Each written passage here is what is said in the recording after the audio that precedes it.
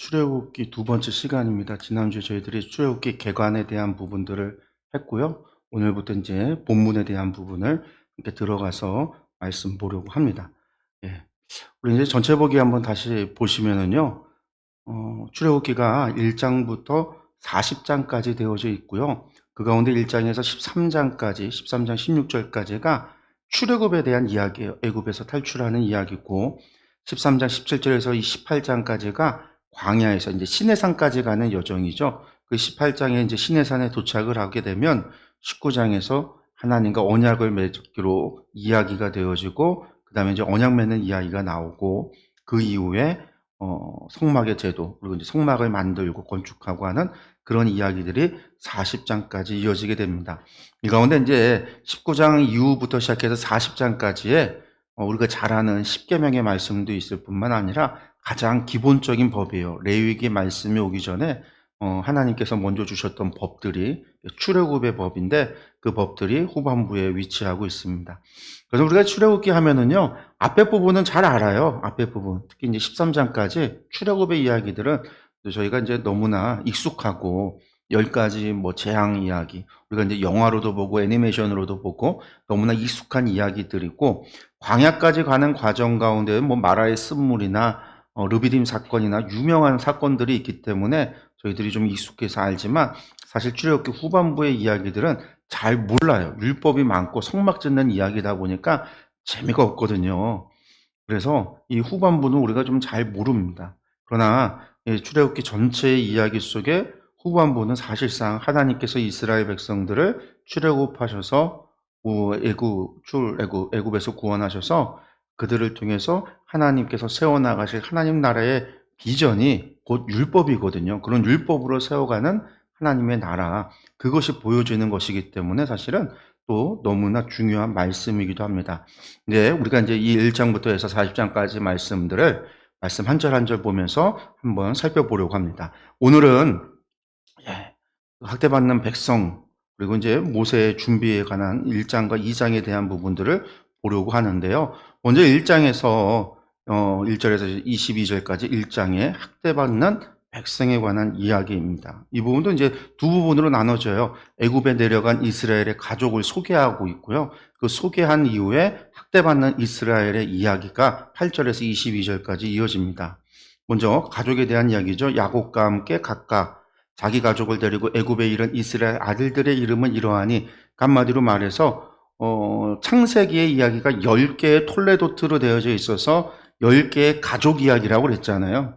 그 마지막의 이야기가 야곱의 자손들, 야곱 가정의 이야기다라고 그랬어요. 그래서 야곱의 자녀들에 대한 이야기들이 나왔던 거죠. 거기에 그 12아들들에 대한 명단이 쭉 나오고 나서 5절에 야곱의 허리에서 나온 사람이 모두 70이요 요셉은 애굽에 있었더라. 이제 창세기에 이미 이 명단들을 다 소개하고 있어요.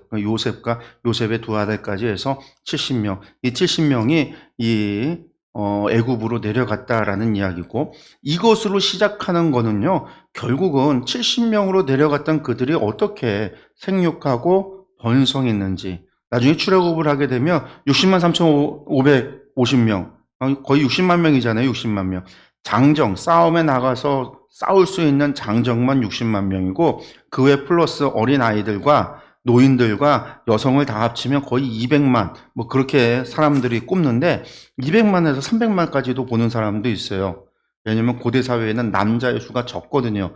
여자의 수가 많고, 그러니까 뭐 300만까지 뽑는 사람들도 있는데, 어쨌든 그 많은 사람들로 늘어나게 되어졌음을 이야기할 때, 우리가 이제 70으로 내려가서 그렇게 많은 수가, 아브라함에게 하나님께서 약속하셨듯이 내가 본토 친척 아버지 집을 떠나면 내가 너희에게 복을 줘서 너희에게 자손이 한 민족이 태어나게 하겠다. 많은 자손을 주겠다. 그게 이제 아브라함에게 하셨던 약속이고, 또 이삭과 야곱에게도 주신 약속인데, 그 약속 그대로 그런 일들이, 생육하고 번성하는 일들이 이루어졌음을 보게 되죠. 그리고 이제 그 모든 일들이 결국은 하나님의 은혜로 되는 거예요. 애굽에서 생육하고 번성하는 거는요, 애굽의 신들에게 잘 해야지 자식을 많이 낳거든요. 개구리 신이 있잖아요. 얼굴이 개구리. 개구리가 왜 신이냐면, 개구리는 한 번 알을 낳으면 수많은 알을 낳죠. 거기서 뭐가 나와요? 많은 수의 올챙이가 나오고. 그래서 이제 개구리가 다산을 상징했어요. 이집트에서. 그래서 다산의 신이에요. 그러니까 그런 우상에게 잘해야지 우리가 생육하고 번성하는 게 아니라 하나님께서 복을 주셔야 우리가 생육하고 번성하는 것. 그게 창세기의 이야기였단 말이에요. 출애굽을 통해서 그것이 약속이 성취되어지는, 하나님께서 약속하신 바가 이루어지는 것을 보게 되죠. 그 70명이 내려갔다라고 하는 속의 이야기가 나오고요. 그 다음에 이제 예.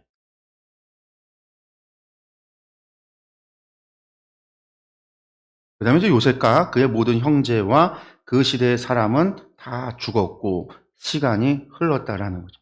이스라엘 자손은 생육하고 물어나 번성하고 매우 강하여 온 땅에 가득하게 되었더라. 시간이 지났는데 70명의 사람들은 그 창세기의 족장 시대 그 세대는 다 죽었지만 남아있는 사람들도 어떻게 했어요? 명단은 나와 있지 않지만 생육하고 번성했다. 하나님께서 그들에게 계속해서 복을 주셨구나라는 걸 알 수가 있는 거죠.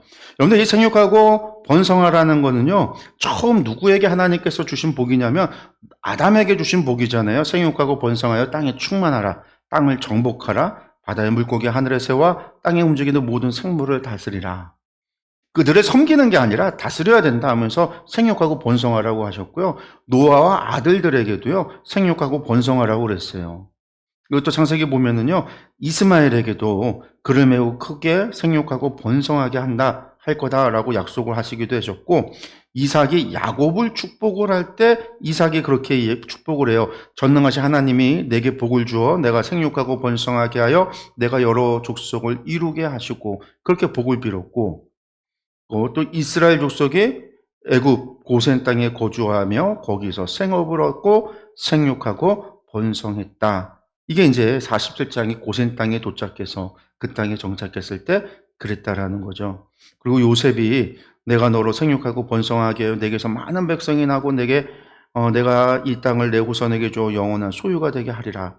요셉에게 축복할 때, 야곱이 축복할 때 뺐었던 것들이에요. 그러니까 창세기에 아담으로부터 시작해서 요셉까지 이어지는 이야기 속에 하나의 큰 주제가 이 생육하고 번성하는 거였거든요. 그게 이루어지는 거죠. 세대는 다 죽었지만 그 이후의 세대, 하나님은 말씀하시고 약속하신 걸 기억하시고 계속해서 이루어 가셨다라는 걸 알 수 있죠. 그런데 이제 문제가 발생을 해요. 1장 8절에서 이제 22절을 보면 이스라엘 백성들이 그렇게 생육하고 번성하여지는데 애굽에 문제가 발생을 하는 거예요. 말씀을 먼저 보면 8절에 요셉을 알지 못하는 새 왕이 일어나 애굽을 다스리더니, 요셉도 죽었으니 당연히 다른 왕도 나왔겠죠. 이 새 왕이라고 하는 게 다른 왕이 나왔다라는 얘기예요. 근데 이것을 좀 이해를 하기 위해서는요. 이스라엘 역사를 좀 알아야 돼요.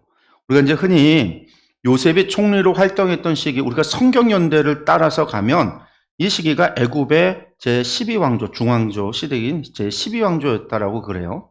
그러니까 이 애굽의 12왕조가 멸망하고 나면은요, 13왕조부터 17왕조까지 애굽이 두 번째 침체기를 맞는데, 이때가 뭐냐면 애굽에 통일 왕조가 없었어요.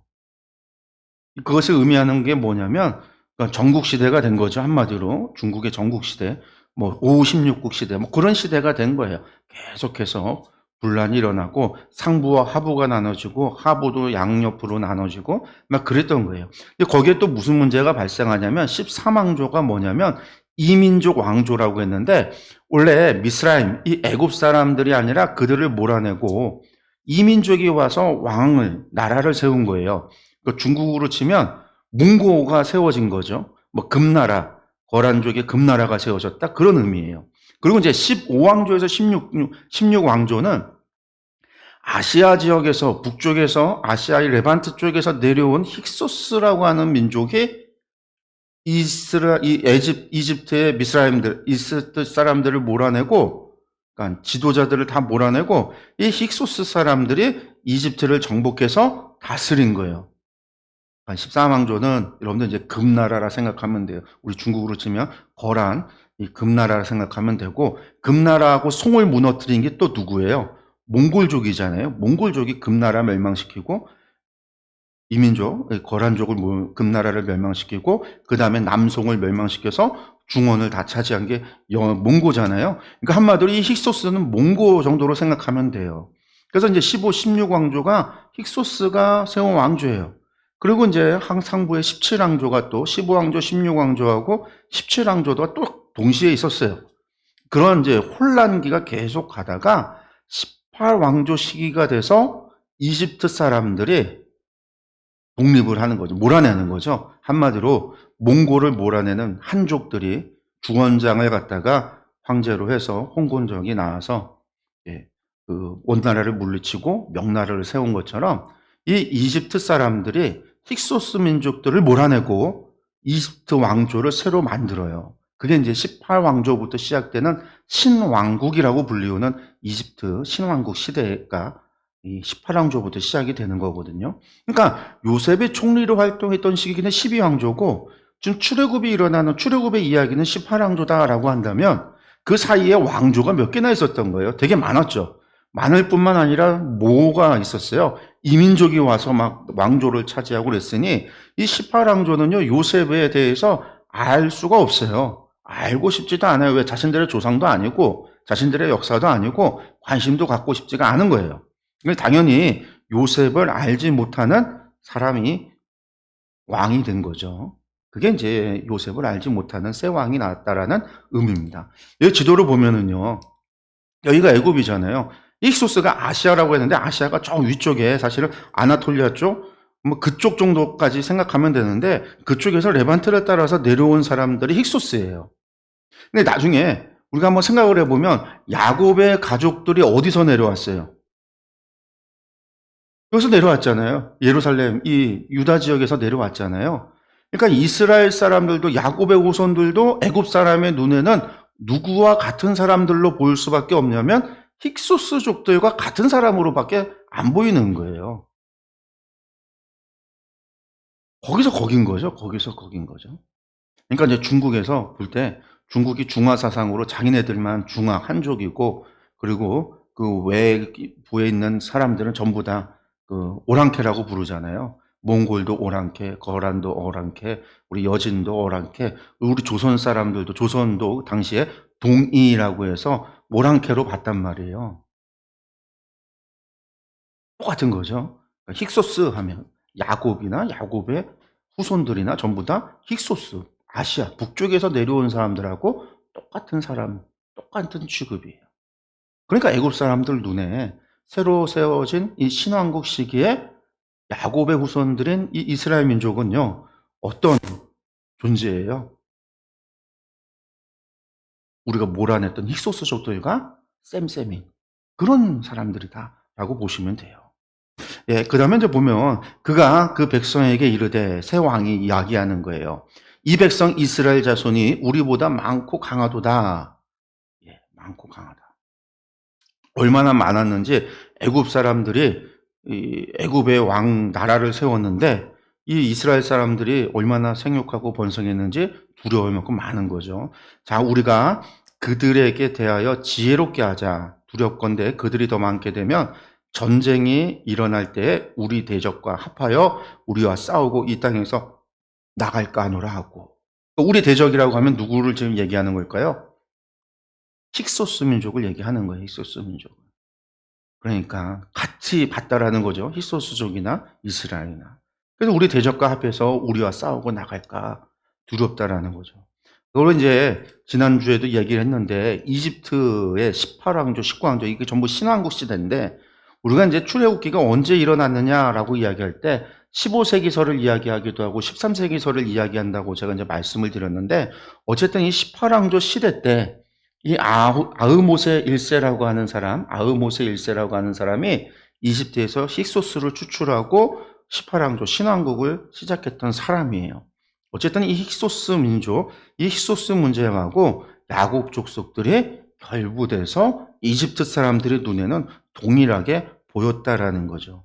이 아흐모세 1세의 이야기가 이게 벽화로 남아 있어요. 이 사람이 아흐모세죠. 큰 말 탄 전차 타는 사람이 아흐모세고 이 사람이 이 힉소스를 갖다가 애굽에서 몰아낸 걸 기념해서 승전한 것을 기념한 그림이 이집트에 있습니다. 그래서 어떻게 했냐? 감독들을 그들 위에 세우고 그들에게 무거운 짐을 지워 괴롭게 하여 그들에게 바로를 위하여 국고성 비돔과 라암셋을 건축하게 하니라 라는 거죠. 제가 이제 지난번에 개관 때 말씀드렸어요. 국고성 비돔과 라암셋이라고 하는 게 그 고센 땅에 있는 곳이에요. 고센 땅. 이스라엘 사람들이 정착했던, 요셉이 바로에게 허락을 받아서 정착했던 땅이 고센 땅이잖아요. 그 고센 땅에 가면은 나일강 삼각조 하부 지역에 있었던 그 고센에 지금 비돔과 라암셋이라고 하는, 피람세스라고 하는 도시가 있어요. 여기 보시면은요, 이렇게 생긴 거예요. 이 옆에 이건 이제 모형도인데, 상상도 당시 걸 이제 모형 유적 보면서 모형으로 대충 그려놓은 건데, 이 피람세스를 갖다가 건축은 누가 했냐면, 먼저 얘기했던 게 람세스 2세가 건축을 한 거거든요. 피람세스, 이 아부신벨 대신전을 만들었던 람세스, 우리가 이제 영화나 책으로 그 유명한 그 람세스라고 하는 사람이 만든 건데, 제가 이제 지난번에 말씀드렸지만 출애굽기를 이야기하는 상황 속에서 이스라엘 사람들이 정착했던 땅, 그들이 처음 정착해서 도시를, 마을을 만들고 번성하여지면서 도시가 되어지는 과정 속에 이스라엘 사람들이 정착했던 땅이 고센이고, 바로 이 람세스, 피람세스 자리가 이스라엘 사람들의 정착지였을 것이다. 그래서 그 지역에 지금은 피람세스가, 람세스라고 하는 이곳이 도시가 건설되어지는 그 자리였다라고 하는 것을 이야기하고 싶어서 지금 이것을 성경에서 미리 가져다가 이야기한다. 그렇게 말씀을 드렸어요. 왜냐하면 요셉 이야기도 나오거든요. 자기 아버지하고 70 형제들을, 가족들을 람세스에 갖다가 두었다라고 이야기가, 당시에 람세스라고 하는 도시가 있어서 간 게 아니라 그들이 있었던 자리가 후대에 람세스가 되어졌다라는 것을 이야기하려고 한 거다라고 말씀을 드렸었어요. 그래서 사실은 여기 보면 이스라엘 사람들에게 뭘 하게 했다? 국고성 비돔과 람셋을 건축하게 했다라고 이야기하고 있는데, 이 부분이 이제 정확한 거냐라고 이야기할 때 정확한지 안 한지는 모르겠다. 왜냐하면 15세기 설을 람세스라고 하는 도시는 없었고, 이스라엘 사람들이 도시를 건축했다라고 생각하면 되겠고, 그리고 이제 람세스 13세기 설에 따르면 람세스를 건축했구나라고, 우리가 피라미드 건축했다라는 얘기를 많이 하는데, 피라미드를 건축한 게 아니라 이 람셋과 국고성 비돔을 건축했다라는 것으로 우리가 이해를 하면 돼요. 어쨌든 그리고 나서 그들을 학대하는데 무슨 일이 일어나요? 이스라엘 사람들은 학대를 받을수록 더욱 번성하여 퍼져나가니, 사람의 힘으로 되는 게 아니죠. 억압하고 사람들을 핍박하고 그렇게 하는데 그 안에서 점점점 번성할 수 있다라는 거는요, 사람의 힘으로 되는 게 아니잖아요.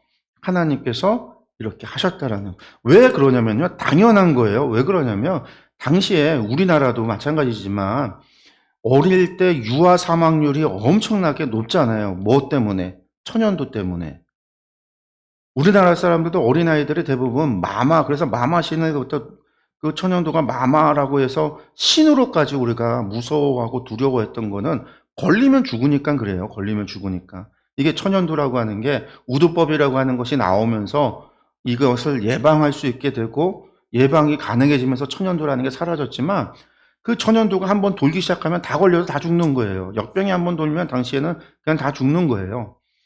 그리고 역병이라고 하는 건 위생하고 관련이 되는 거고, 위생이라고 하는 거는요, 삶의 자리가 어느 정도 올라갈 때, 사회적 지위가 올라갈 때 그런 것으로부터 위생이라고 하는 것을 얻을 수가 있고, 청결과 위생이 따라오는 거지, 하층으로 내려갈수록 그런 게 없어요. 그러니까 당연히 먹는 것도 잘 못 먹고, 위생은 별로 좋지 못하고, 그런 원균의 병에도 취약하면 당연히 사람들은요, 그러니까 죽어나가는 사람이 태어나는 사람들보다 많아져서 수가 줄어들 수밖에 없는 게 정상적인 거예요. 모든 사회가. 근데 학대를 받을수록 더 번성했다? 왜 이런 일이 벌어지는가? 하나님께서 이스라엘 사람들에게 계속해서 뭘 하셔서 생육하고 번성할 수 있도록 하나님께서 복을 주시기 때문인 거죠.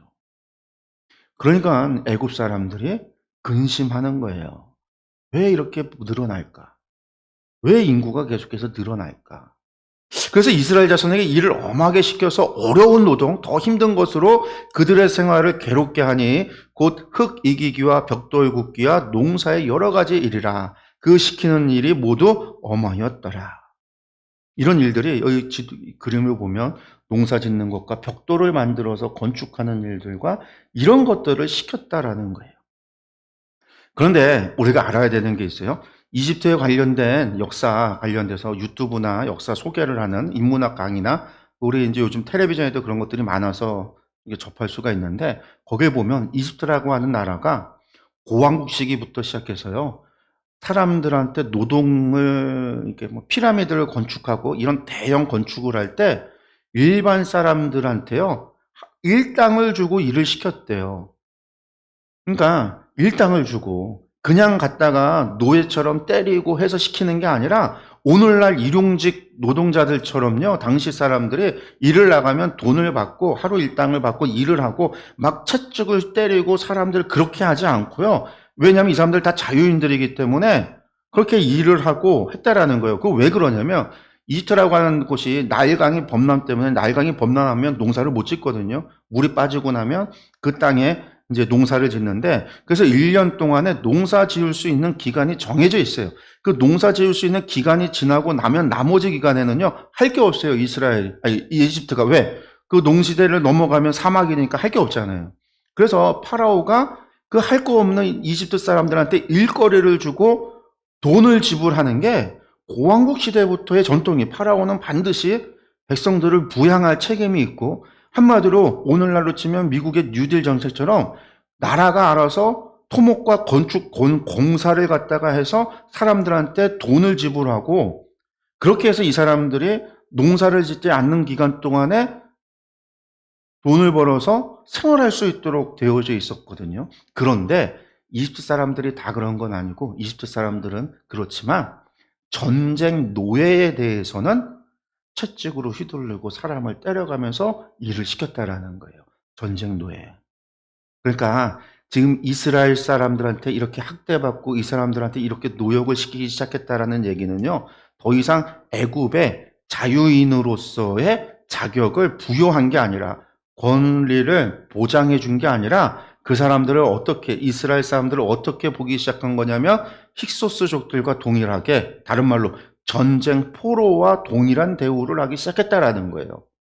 이스라엘 사람들이 이제는 그곳에 가서 정착하고 400년을 살아왔는데 이제 어느 순간 갑자기 새 왕조가 들어와서 힉소스하고 우리하고 무슨 상관이에요? 사실은 아무 상관이 없잖아요. 그런데 우리를 어떻게 한 거예요? 전쟁 포로와 같이 다루기 시작한 거예요. 2차 세계대전 때 독일이 유대인들을 다루기 시작한 거죠. 이스라엘과 독일이 사실은 프랑스와 전쟁하고 유럽의 서방들과 전쟁하고 영국과 전쟁하는데 유대인과 무슨 상관이에요? 아무 상관 없잖아요. 그런데 갑자기 유대인들 잡아다 포롱 수용소에 집어넣고 그랬던 것처럼 한마디로 유대인들이 아무 상관없는데 그 땅에 살았던 오래도록 몇백 년을 살아왔는데 갑자기 이들을 포로와 동일하게 전쟁 포로와 동일하게 다루기 시작했다라는 거예요. 어쨌든 이렇게 학대를 하고 괴롭히고 일을 시켜도 사람들이 줄어들지 않고 생육하고 번성하니까 어떻게 해요? 이번에는요. 애굽 왕이 히브리 산파 시브라를. 그러니까 이 여자는요. 히브리인이에요.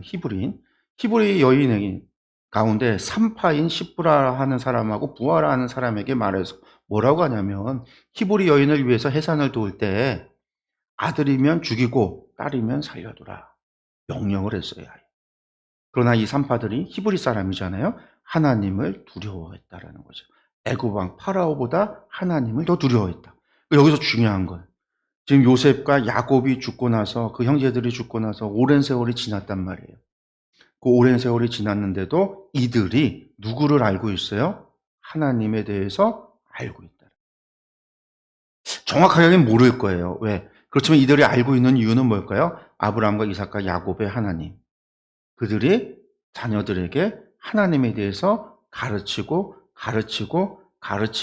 전했기 때문인 거죠.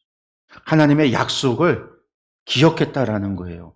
그랬기 때문에 하나님을 두려워할 수 있는 거예요. 그 400년 동안 애굽의 수많은 우상들을 보며 살았지만 그럼에도 우리의 신은 하나님이시다라고 하는 그 신앙이 전해진 거예요. 사라져 없어져 버린 게 아니라 전해졌다라는 거죠. 산파들이 하나님을 두려워해서 파라오의 명을 어기고 남자 아이들도 살렸다라는 거죠. 그러니까 애굽 왕이 이상하잖아요. 그래서 산파를 불러서 물어보면 왜 아기를 살렸냐 했더니 산파가 말하기를 뭐라고 해요? 히브리 여인은 애굽 여인과 같지 않아서 너무 건장해서 우리가 가기도 전에 이미 애를 낳습니다라는 거죠. 또 그렇게 하니까 하나님께서 이 산파들에게 은혜를 베풀어 복을 주신 거예요. 재밌는 건요. 산파들에게 복을 줬는데 이스라엘 백성이 번성하고 강해졌더라. 이 산파들이 하나님을 두려워해서 행한 일에 하나님이 복을 줬는데 산파만 받은 게 아니라 이스라엘 백성들도 더 번성해졌다라는 거예요. 그게 하나님의 법이에요. 하나님의 복 주심. 한 사람이 복을 받아서 온 열방이 아브라함이 복의 근원이 되자 온 세상이 하나님으로부터 복을 받던 예수 그리스도로 말미암아 우리가 죄 사함을 모두 얻었던 것처럼 우리 믿는 자가 그 한 사람으로 인해서 우리는 세상을 변화시킬 능력이 우리 가운데 있다라는 거예요. 하나님이 복을 주시면은요. 우리 한국교회가 한국에서 영향력을 상실할까요? 우리가 돌아봐야 되는 거죠. 우리가 하나님을 두려워하고 경외해야 하는가. 우리가 이런 말씀을 통해서 그런 부분들을 사실은 반성했고 찾아가야 되는 거예요. 예, 그러니까 그 산파들이 나오죠. 21절에 하나님을 경외했다라는 거예요. 경외. 그랬더니 그 집안도 흥황하게 했다. 하나님 복을 주신 거죠. 그러니까 바로가 그의 모든 백성에게 명령해서 이제는 히브리 산파가 아니에요. 자신의 백성들에게 애굽 사람한테 명령한 거죠. 신하들에게 명령했어요. 아들이 태어나거든 나일강에 던져서 죽여라. 딸이거든 살려둬라. 이런 명령을 내렸어요. 여기서 나오는 거는요. 자기의 신하들에게 혹은 자신의 군사들에게 아니라 모든 백성에게, 그러니까 애굽의 모든 사람은요. 이제 눈을 뜨고 뭐 하는 거예요? 감시자가 되는 거죠. 이스라엘 사람들 가운데 그 집에서 애기 울음소리가 들리는지 안 들리는지 감시자가 되고 그걸 보면 가서 남자애를 잡아다가 강가에 집어 던져 죽일 수 있는 권한, 살인면허를 받은 거예요. 한마디로. 파라오가 모든 백성에게 명령한 거예요. 이런 상황 가운데 누가 태어나냐면 모세라고 하는 사람이 태어나죠. 모세의 준비가 2장에서 4장까지 이야기인데요. 모세의 준비 보면은요. 하나님께서 모세를 준비하신 모세의 출생과 그가 이제 파라오의 딸에게 입양되는 이야기가 2장 10절까지고요. 그 다음에 이제 미디안으로 피신하는 이야기가 2장 11절에서 22절. 그리고 이스라엘의 고통 소리를 들으시는 하나님의 이야기가 23장과 25절에서 2장까지 이야기예요. 그리고 이제 모세를 부르시는 이야기가 3장 1절, 저 요즘 잘못됐네요. 3장 1절부터 3장 22절까지 하나님께서 모세를 떨기나무 가운데 호렙산에서 부르시는 이야기가 나오고요. 그 다음에 이제 모세에게 능력을 주시는 이야기가 4장 17절까지, 그리고 이제 애굽으로 돌아가는 게 4장 마지막 부분입니다. 먼저 2장의 이야기는 모세가 미디안으로 도망가고 이스라엘 고통 소리를 듣는 이야기까지가 2장의 이야기입니다. 모세의 출생을 보면은요, 레위 가족 중 한 사람이 가서 레위 여자에게 장가들어 그 여자가 임신하여 아들을 낳으니 그가 잘생긴 것을 보고 3달 동안 그를 숨겼으나 더 숨길 수 없게 되매 그를 위하여 갈대 상자를 가져다가 멱청과 나무진을 칠하고 아기를 거기에 담아 나일강과 갈대 사이에 뒀다라는 거예요. 여기 보면은요, 나중에는 이제 그 부모, 아므람과 이제 요게벳 그 부모의 이름들이 나오지만, 출애굽이 시작할 때는 레위 가족 한 사람이 가서 레위 여자에게 장가들었다. 이렇게만 나와요.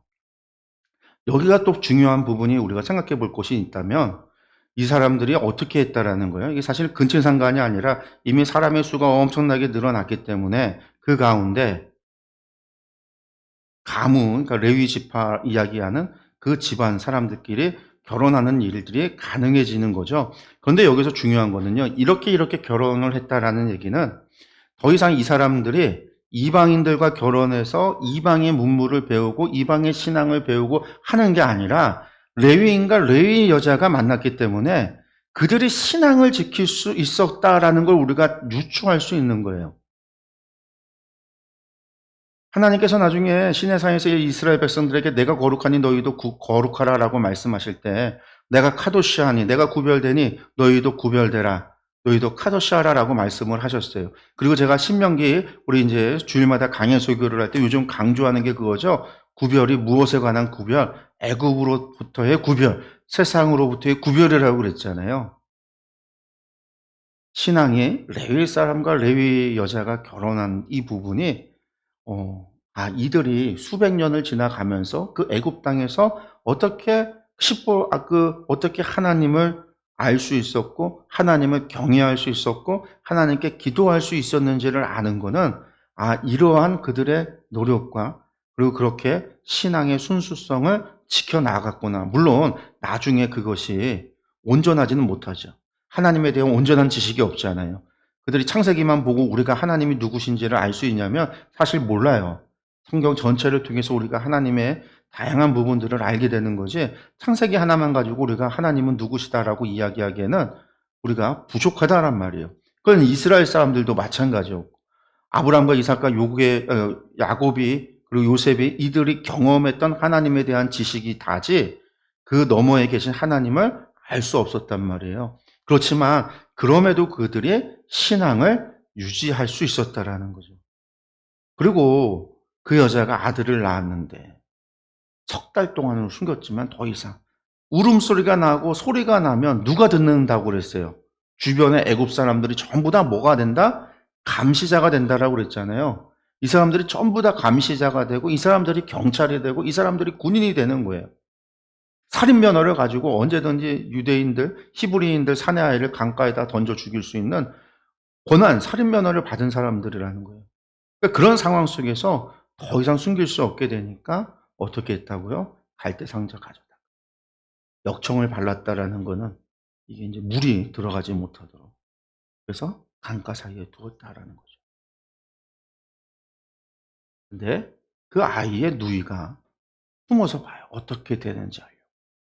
근데 이 강가에 아이의 이 바구니가 떠내려가는데 또 기가 막힌 거는 강가에서 떠내려가던 그게 어디에 갔어요? 바로의 딸이 목욕하러 나일강으로 내려오고 아무나 공주가 아무 데서나 옷 벗고 목욕하지 않았거든요. 당시 애굽은 강가에다가 이렇게 해서 목욕탕 같이 만들었단 말이에요. 그게 기가 막히게 그 안으로 들어간 거죠, 바구니가. 하나님께서 그렇게 하신 거예요. 인도하신 거예요. 그냥 들어갈 수 있는 게 아니에요. 그냥 강가가 우리 저기 달천강이 이렇게 뻥 뚫려 있는 강처럼 그런 강이 아니라 우리 한강처럼 일자로 되어 있는 강이 아니라 강가도 울퉁불퉁하고 온갖 풀도 있고 물고기도 있고 악어도 있고 그래요. 막 그런 뿐만 아니라 애굽의 공주가 목욕하는 곳은 수영장 목욕탕을 강가에 건축을 해놨는데 그 안으로 그게 흘러 들어간다는 거는 거의 불가능한 일인데 그렇게 갔다는 하나님께서 인도하셨다는. 그리고 바구니가 오니까 목욕하던 이 딸이 바로의 딸 공주가 이곳이 뭔지 시녀에게 갖고 오라고 해서 봤어요. 봤더니 어떻게 해요? 아이가 있는 거죠. 우는 아이가 있다. 그리고 이 공주는요, 보자마자 아는 거죠. 히브리 사람의 아기로다. 그 얘기는요, 당시에 히브리 사람들이 아이를 죽이지 못하고 이 외국 사람들이 죽일 뿐만 아니라 어쩔 수 없이 이렇게 바구니에 강가에 떠내려 보내는 일들이 많이 있었던 거고 공주가 그 이야기를 듣고 공주도 아는 거예요. 그러니까 히브리 사람의 아기구나라는 걸 아는 거예요. 그리고 만약에 이러면은요, 어떻게 해야 돼요? 나일강에 던져서 죽여야 돼요. 아까 그랬죠? 모든 사람에게 살인 면허가 주어진 거라고. 히브리인들 어린아이에 대해서는 살인 면허가 주어진 거예요. 파로의 명령대로 죽여야 되는 거. 근데 여자가 죽이지 않는다. 바구니를 열었는데 거기에 아이가 아주 이쁜 거죠. 우리 아까 2절 말씀에 뭐가 있었어요? 잘생겼다. 아이가 잘생겼다. 아주 귀엽고 잘생긴 아이가 울고 있으니까 막 감정이 올라올 거 아니에요. 불쌍한. 애가 아주 되게 못생긴 애가 그 안에 이제 막 있어 갖고 울고 있으면은 뚜껑 닫아라. 그럴 수 있는데 하나님의 은혜인 거예요. 하나님의 역사. 그래서 이 공주가 이 아이를 데려다가 키워요. 근데 이 모든 걸 그 누이가 봤단 말이에요. 그리고 이 아이가 바로의 딸에게 가서 이야기하죠. 내가 가서 히브리 당신을 위해서 이 어린아이를 데려가려고 하니까 키우려고 하는 걸 보고 이미 키우려고 데려가는 걸 본 거예요.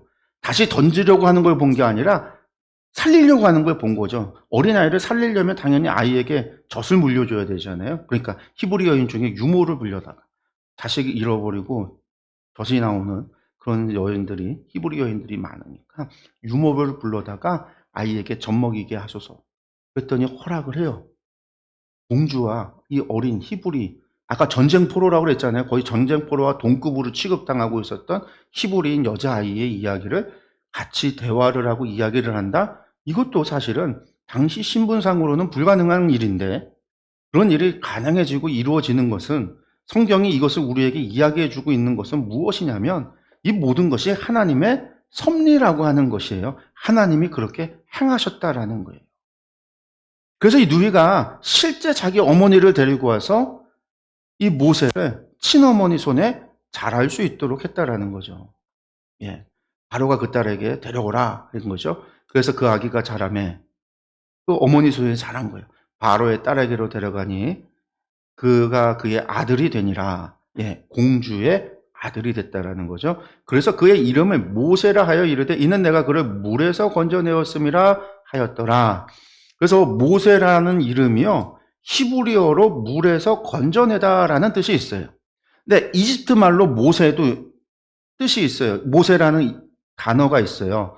그래서 투투 모세, 아메노텝, 그러니까 아까 아흐 모세 1세라고 그랬잖아요. 이런 모세라는 단어가 의미가 있는데 이 모세라는 뜻이 뭐냐면 누구의 자식, 누구의 자녀라는 뜻이에요. 그래서 투투 모세 하면 투투의 아들이다. 투투의 자녀다. 투투신의 자녀다. 뭐 그런 의미예요. 그래서 모세라는 이름이 이집트 왕들 파라오 가운데 되게 많아요. 그 앞에 막 신들 이름 갖다 놓고선 뒤에 신의 자식이다라는 거죠. 그럼 모세가 그런 이름으로 불려지게 됐다라는 거예요. 그 모세를 구한 공주는 누굴까? 바로의 명령에 의해 나일강에 버려진 모세는 하나님의 섭리 가운데 이집트 공주의 양자가 된 거죠. 역사적으로 누구냐라고 얘기할 때 투투모세 1세의 외동딸이었던 하세수트였지 않을까 그렇게 추측을 한다. 이게 예전의 이야기였고요. 그래서 하세수트는 이복 형제였던 투투모세 2세와 결혼하지만 자녀가 없는 상황에서 남편이 투투모세 2세가 죽어요. 또 모세를 구원한 공주가 하세수트가 맞다면 모세는 차기 파로의 가장 근접한 인물이었을 것이다. 그렇게 이야기를 했는데, 그래서 이게 하세수트가 그 섭정을 했잖아요. 투투모세 3세가 다스리기, 왕이 파라오가 되기 전까지 하세수트가 거의 한 20년 가까이를 섭정을 했단 말이에요. 그러니까 하세수트의 양자였던 모세는 엄청난 권세를 누릴 수 있었던 사람이고, 마음이 하세수트와 모세가 마음만 있었다고 한다면 모세가 파라오도 될 수 있었던 상황이지 않냐라는 거죠. 이렇게 성경이 하세수트라고 표현하지 않지만 이렇게 이야기가 전승이 내려오는 이유는 모세가 얼마나 위대한 사람인가를 부각하기 위해서 이런 전승이, 이런 이야기가 내려오는 거죠. 근데 이제 성경에서는 하세수트라고 나오진 않아요. 그리고 이제 또 18세기, 이런 18세기 설뿐만 아니 15세기 설이 아니라 13세기 설일 수도 있고, 13세기 설이라고 한다면 모세는 그냥 어떤 파라오 공주, 파라오가 자식을 많이 낳거든요. 제가 이제 지난주 설교할 때도 말씀드렸지만 이집트의 남자는 일부 일처가 법으로 되어져 있지만 파라오는 부인을 많이 둬서 자식을 많이 낳았단 말이에요. 많은 부인을 거둘 수 있었던 게 파라오였기 때문에 자식들이 많고 또 양자도 삼고 하는 일들이 많아요. 당시에도 막. 그걸 본다면 뭐 모세가 그렇게까지 뭐 공주의 손에 큰 건 맞지만 그 공주가 정말 권력이 있었는지 없었는지는 모를 수 있는 상황이기도 합니다. 예. 보시면은요, 이게 하세수트 장제전이라는 거예요. 지금도 남아있어요. 그러니까 이런 엄청나게 크거든요, 이게. 엄청나게 큰 장제전이 있다라는 얘기는요, 이 하세수트가 엄청난 권력을 가졌다라는 거죠. 그러니까 이집트 역사에서 여성 파라오가 몇 명이 있어요. 우리가 뭐 클레오파트라도 여성 파라오였잖아요. 여성 파라오가 몇 명이 있는데 그 가운데서도 최고의 첫 손가락 최고의 파라오 가운데 하나가 이 하세스투 이 여자가 첩정을 하던 기간에 이집트가 거의 이 최고 전성기로 나아갔던 시대였거든요. 하세스투 시대가 요렇게 생겼다고 그래요. 지금 상으로 남아 있는데 요 밑에 있는 건 수염을 요렇게 수염인데 저렇게 깨끗한 얼굴도 있고 상이 몇 개 있어요. 미라 그림 그려져 있는 거 몇 개 보면은 여기 막 수염을 일부러 그리고 여자니까 남성으로 분장을 한 거죠. 그래서 수염도 달고 막 좀 구렛나루도 하고 일부러 뭐 그렇다라고도 해요.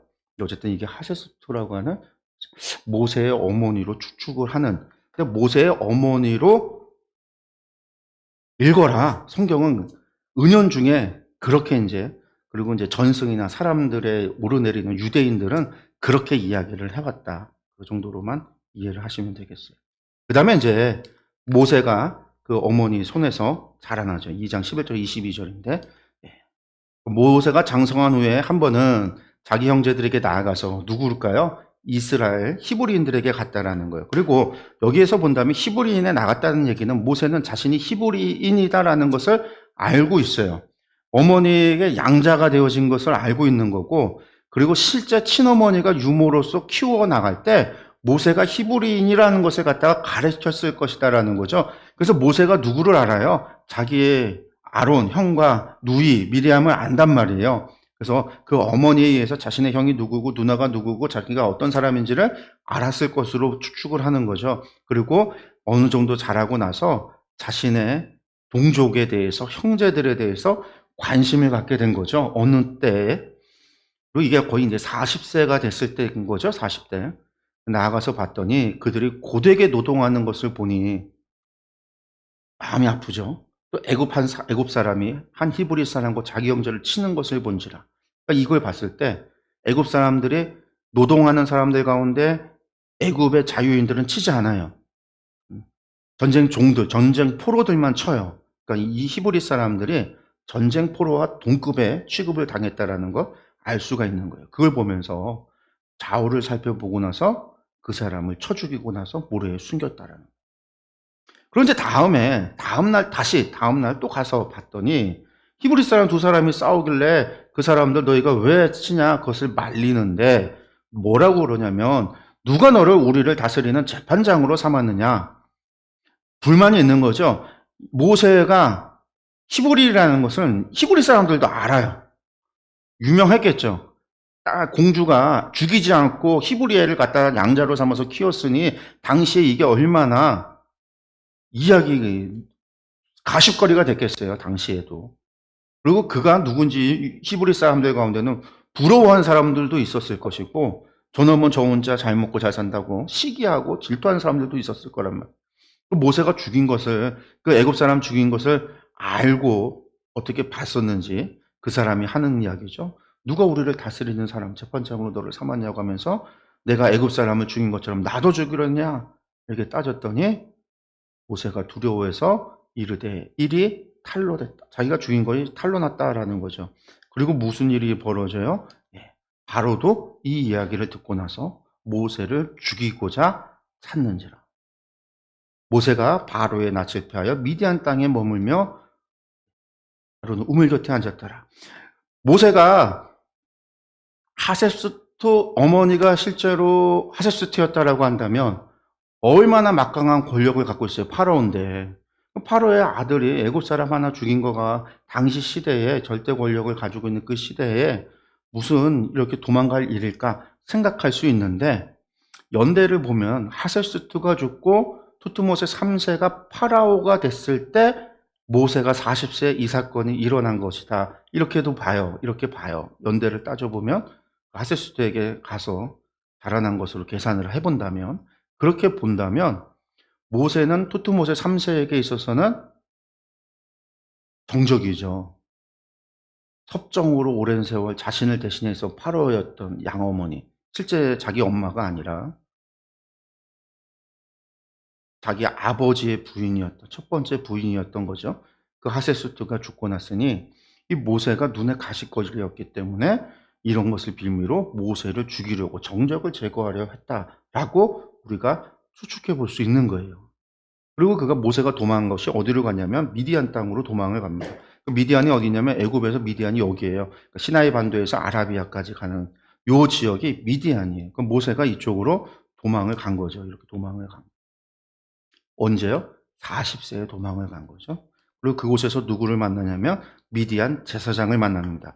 그러니까 이 제사장이라고 하는 이 미디안 제사장인데 미디안 제사장이 하나님을 섬기는 제사장이 아니에요. 그러니까 이방 미디안들이 섬기는 우상, 그 우상을 섬기는 코헨 제사장이에요. 그 제사장에게 7달이 있는데 그 7달들이 이 미디안 족속은 유목민들이거든요. 유목 돌아다니는 한 곳에 정착하는 사람들이 아니라 이 광야 시나이 반도하고 아라비아 광야를 돌아다니는 그런 사람들인데 이 사람들이 이 모세가 도망간 이곳에 정착하고 양을 치고 있었던 거죠. 그러면서 양에 이제 물을 길어서 양떼에게 먹이려고 하는데 다른 목자들이에요. 다른 목자. 이것도 유목 다른 목자들이 그 물을 못 가져가도록 오아시스나 우물을 두고 싸움이 유목민들 가운데는 싸움이 많거든요.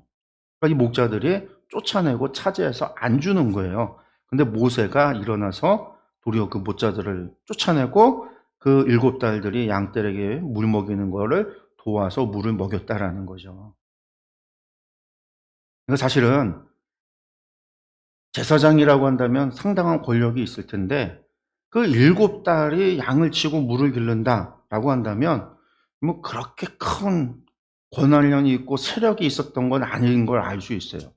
종도를 시키거나 남자 종도를 시키는 게 정상인데 딸들이 가서 그러고 그래서 목자들이 이런 다툼과 갈등이 일어나는 것을 본다면 아 이게 지금 미디안 제사장이라고 하는 이 집안이 아주 지금 큰 문제가 무슨 문제가 아들들의 수가 부족하거나 어디 나가서 죽었든지 아니면 재산을 빼앗겼든지 어쨌든 몰락하고 있는 그런 거는 아니었을까 생각이 드는 거죠.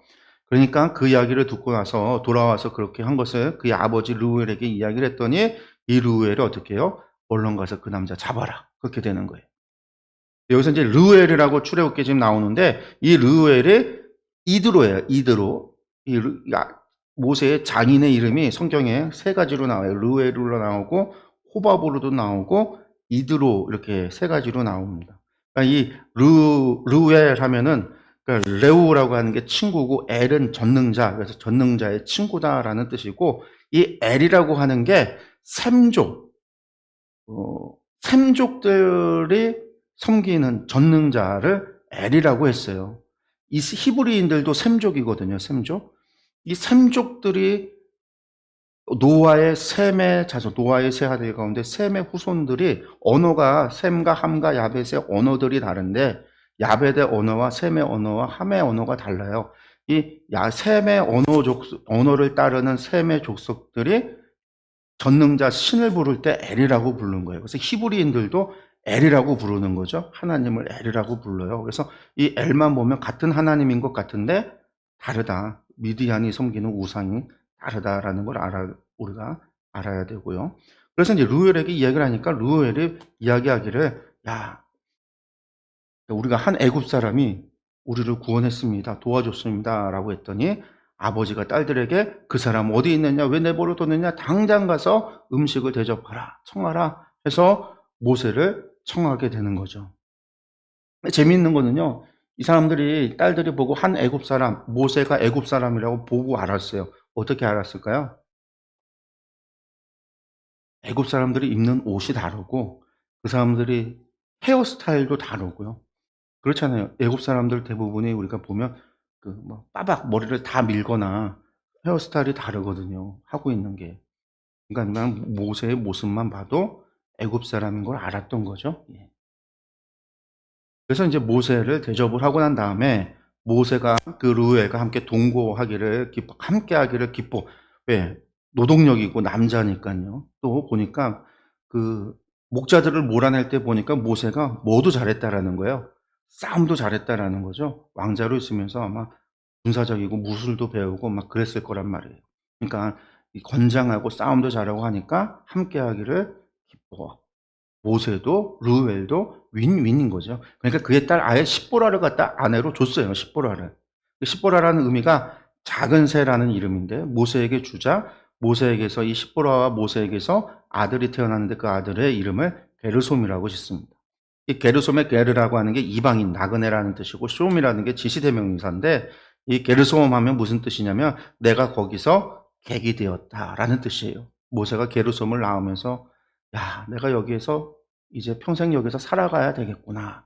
객이 됐구나. 이렇게 이제 그런 심정으로 이름을 게르솜이라고 한 거죠. 내가 타국에서 나그네 되었습니다. 이런 의미로 했다라는 거예요. 그리고 그 시기에 모세가 미디안으로 갔고 그 미디안에서 그가 이드로의 양을 치면서 몇 년을 살게 되냐면 40년을 살거든요. 그 40년 기간 동안에 무슨 일이 벌어졌느냐? 바로 이제 3장의 이야기, 세 번째 2장 23절에서 25절의 이야기가 바로 그 40년의 기간을 한마디로 표현하고 있는 거예요. 한번 우리가 보면은요. 여러 해 후에 애굽의 왕이 죽었고 이 죽은 왕은 누굴까요? 이스라엘 사람들을 괴롭혔던 사람이죠. 그 아들은 다 죽여라 라고 명했던 누구? 모세의 양어머니의 아버지 되는 사람 파라오죠. 그 사람이 죽었고 그 이후에도 죽었는데도 불구하고 그 이후에도 이스라엘의 자손은 고된 노동으로 말미암아 그 얘기는 뭐냐면 이후에 새로운 애굽의 왕이 파라오가 들어섰는데 그 사람도 동일하게 이스라엘 사람들을 괴롭히고 학대하고 박해했다는 얘기예요. 이스라엘 자손은 고된 노동으로 말미암아 탄식하며 부르짖으니 그 고된 노동으로 말미암아 부르짖는 소리가 하나님께 상달됐다라는. 다시 한번 정리하고 가면 18왕조, 이집트 신왕국 시대 18왕조 가운데 출애굽의 사건이 15세기 설이냐 13세기 설이냐 이 두 가지를 가지고 이야기가 되어진다라고 말씀드렸죠. 그 가운데 우리가 보통 이야기가 18왕조를 이야기할 때 성경의 18왕조로 우리가 이야기를 할 때는 누구를 이야기하냐면 이 투투모세 3세라고 하는 사람이 죽었다라는 얘기예요. 투투모세 3세라고 하는 사람이. 투투모세 3세가 누구예요? 모세를 죽이려고 했던 사람. 모세가 살인하고 도망갈 때 모세를 죽이려고 했던 사람이고 하셋수투가 어머니인데 어머니에게 모세도 양자고요. 이 투투모세 3세도 하셋수투에게는 양자가 돼요. 양자가. 자기가 실제로 낳은 아들이 아니기 때문에 양자기도 하고 투투모세 2세하고 하셋수투가 남매 간의 부부인데 이 둘 사이에서는 딸밖에 없었거든요. 그래서 그 딸이 저 투투모세 3세하고 결혼을 해요. 그러니까 하셋수투는 투투모세 3세의 양어머니도 되고 장모도 되는 거고 모세도 하셋수투의 양자고. 그래서 사실은 둘 다 양자거든요. 양자하고 양자.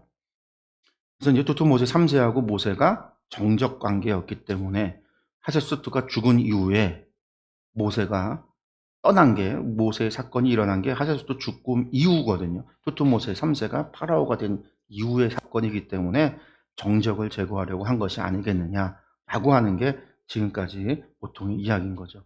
근데 반면에 13세기설을 이야기하는 우리가 보는 만화나 영화에 보면은요, 13세기는 이 람세스 1세, 그 세티 1세라고 하는 사람의 딸이 모세의 양자라고 보고요. 세티 1세.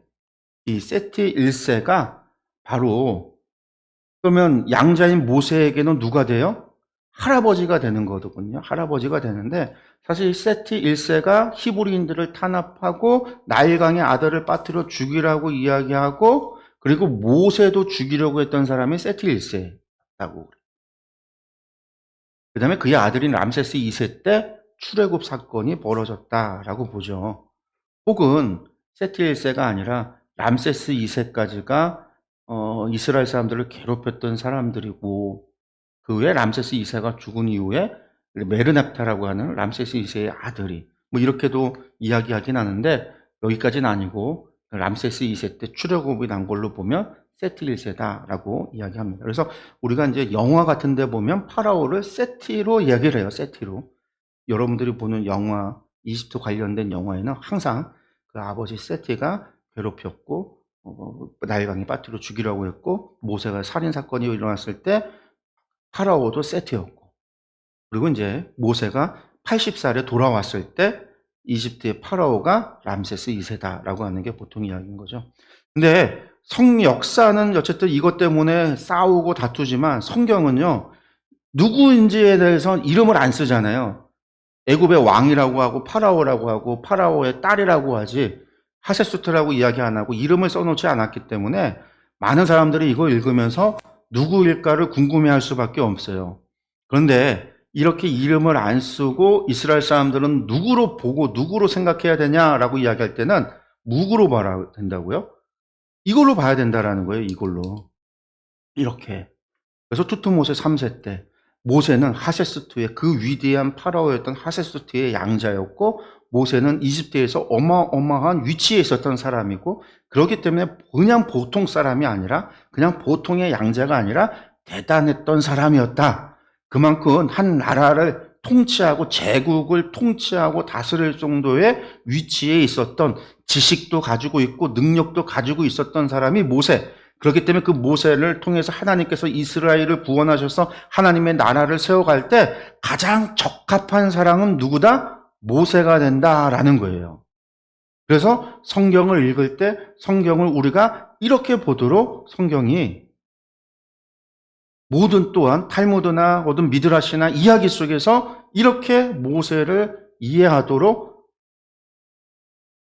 전해주고 있는 거죠.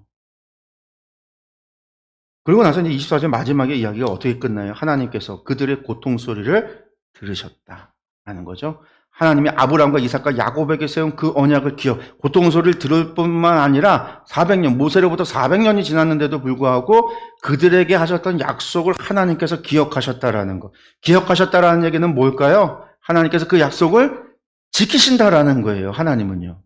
400년이 지나도 하나님은요. 성실하신 반드시 말씀하신 것을 이루신다라는 거죠. 그 하나님이 이스라엘 자손을 돌보셨고 그 고통 가운데서도 그들을 돌보셨고 하나님이 그들을 기억하셨다. 지금 40년 전에 모세가 태어나기도 80년 전에 무슨 일이 일어난 거예요? 남자애들을 나일강에 죽이고 그런 남자애들을 다 죽이는 과정 속에서도 하나님께서 결국은 이스라엘을 지키시고 보호하셔서 그 장정만 60만 명이 출애굽 당시에 나왔다라는 거잖아요. 아들들 다 죽였는데 모세가 80세가 돼서 출애굽하기 위해서 애굽으로 돌아갔는데 그때에 장정만 60만 명이 나왔다라는 거예요. 하나님께서 지키셨다라는. 사람이 아무리 애쓰고 노력해도 아무리 절대 권력을 가지고 있는 파라오라 할지라도 하나님께서 지키고 보호하시면은요 결코 그것을 어떻게 할 수가 없는 거죠. 하나님께서 결국 아무리 세상의 왕이라 할지라도 세상에 아무리 권력을 가진 자라 할지라도 하나님의 뜻을 방해할 수 없고 하나님께서 한번 결정하시고 하나님께서 말씀하신 것을 이루고자 하실 때 그 누구도 그것을 막을 수는 없다라는 거예요. 하나님께서 하신다. 하나님께서 말씀하신 것을 하나님께서는 이루신다. 라고 하는 사실을 오늘 말씀을 통해서 우리가 기억했으면 좋겠습니다. 예. 우리 오늘 1장하고 2장까지의 말씀을 봤습니다. 오늘 1장하고 2장까지의 말씀을 봤고요. 그리고 이제 1장하고 2장까지 이제 다음 주부터 저희가 다시 3장부터 또 나가야 되는데 다음 주에는 저희가 부흥회가 있어서 저희 수요 성역 공부는 한 주 또 쉬고요. 저희가 연합 부흥회가 있어서 부흥회 참석을 하도록 하겠고 우리가 그 한 주 더 쉬고 나서 그 다음 주에 3장 다시 보도록 하겠습니다. 하나님께서 모세를 부르시는 이야기를 이렇게 나누도록 하겠습니다. 오늘 여기서 마치겠습니다. 기도하겠습니다.